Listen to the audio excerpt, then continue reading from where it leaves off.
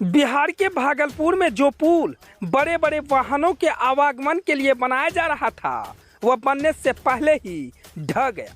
करीब 1710 करोड़ की लागत से बन रहा यह पुल शुक्रवार को हल्की सी आंधी नहीं झेल सका और इसका एक हिस्सा धराशायी हो गया।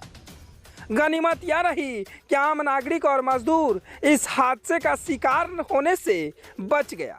हालांकि सरकारी खजाने को बड़ी चंपत लगी है। अब आप सोचिए, ये हैं बिहार के सटीक इंजीनियर साहब कभी सोचे होंगे कि हल्की सी आंधी और हवा ने करोड़ों रुपए की लागत से बना पुल धराशायी हो जाएगा। जिस काम के लिए साहब को पैसे मिलते हैं, साहब उस काम को पैसा तो छोड़ दीजिए जनाब, करोड़ों रुपए की लागत से बने पुल को भी शायद लाखों ना लगाकर लाखों के लाखों पॉकेट में रख लिए। तभी तो इतनी छोटी सी हवा इतने करोड़ों रुपए का बना पुल को भी नहीं सह पाया और धराशायी में तब्दील हो गया। जानकारी के मुताबिक भागलपुर के सुल्तानगंज में 3.160 किलोमीटर का पुल बनाया जा रहा था। 9 मार्च 2015 में इस पुल का निर्माण कार्य शुरू हुआ। इसका खगड़िया की ओर से 16 किलोमीटर और सुल्तानगंज की ओर से 4 किलोमीटर लंबे अप्रोच रोड का निर्माण चल रहा है। इस पुल के बनने से आम जनता को बड़ी राहत होगी। खगड़िया से भागलपुर आने के लिए सिर्फ 30 किलोमीटर का सफर तय करना होगा। पुल का एक हिस्सा गिर जाने के बाद पूरे इलाके में सनसनी फैल गई। इसके बाद मौके पर पहुंचे जदयू विधायक ललित नारायण मंडल ने बताया कि पुल बनाने के दौरान जमकर भ्रष्टाचार हुआ। अब खैर सोचिए, जिसका सत्ता वही ऐसे सत्ता के लोग अगर डायरेक्ट कह रहे हो तो आप इससे अंदाज़ा लगाइए कि इस पुल बनाने में कितना भ्रष्टाचार हुआ।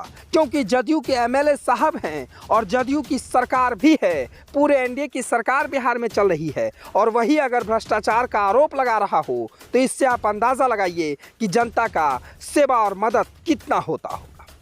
जिसके कारण मामूली आंधी और बारिश भी पुल नहीं झेल सका। उन्होंने कहा कि इस मामले को सीएम के सामने रखा जाएगा। उन्होंने कहा कि जल्द ही इसकी जांच की जाएगी।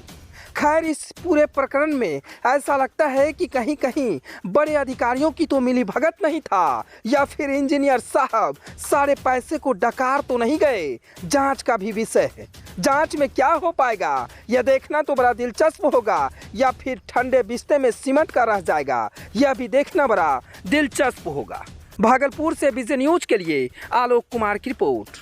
महोदय को यहाँ से मैंने सारी वस्तु स्थिति से अवगत कराया है और सांसद महोदय ने बहुत ही अफसोस व्यक्त किया है और साथ ही कहा है कि ये जांच का विषय है और जांच होने के बाद ही हकीकत पता चल पाएगी।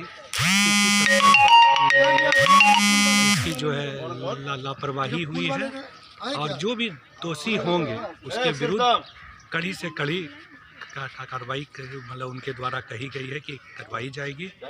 इसलिए लोग आश्वस्त रहें कि पुल जब तक पूर्ण रूप से मतलब अपनी गुणवत्ता से नहीं बनेगा तब तक इस पर परिचालन और निर्माण रुका रहेगा और जब ये पूरी जांच हो जाने के बाद फिर से पुल का निर्माण होकर जल्द से जल्द जनता को समर्पित किया जाएगा, ऐसी आशा उन्होंने व्यक्त की है।